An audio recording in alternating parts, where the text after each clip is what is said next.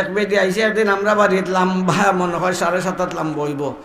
বেদি আইসে ওই জল্লা খান লম্বা ও দুধের লাখান লম্বা ও দুধ আইসে নি কেন আসস তারও তোরও লম্বা বউ ফাইতাম কয় তোর লাগে তুই অত লম্বা হইসস লম্বা বেদি আর এক বাচ্চা এগো কুলো এমন মোটা লম্বা আইয়া ঠাস সরি আমার দায়রও বই গেছে গা বইয়া কয় মা গো মা বুকে আমার কলেজা ফাটি যার মাথায় গোড়ার গো মা 2 লাখ বাদ থাকলে আমারে দেও এই সময় আমরা খাইয়া হারছি মাদ্রাসার টাইমে গেছি গিয়া আর আমরা মাত্র 2 সদস্যের পরিবার সদস্য মাত্র না ফুচ্চা খাইয়া শেষ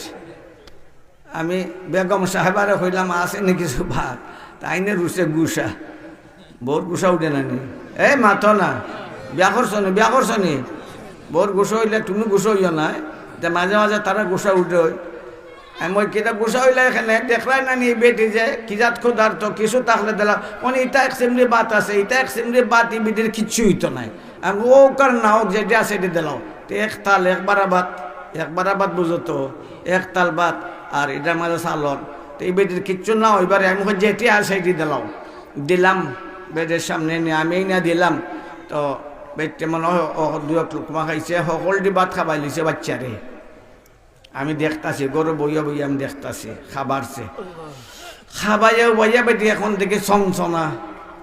নাচামারি উঠছে হয় গো মা উবাও তুমি ওইটি উবাইছে আমি তুমি কইলা বুক লাগছে তোমার খাবাইলাই ন সকলটা তোমার বাচ্চারে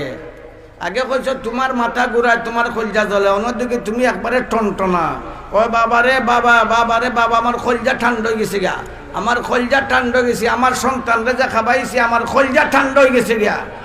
বেদের কথা শুনে আমার চৌকতে ফানি আইছে সুবহানাল্লাহ আমরার মার কত মায়া আসিল আমরা রে দিয়া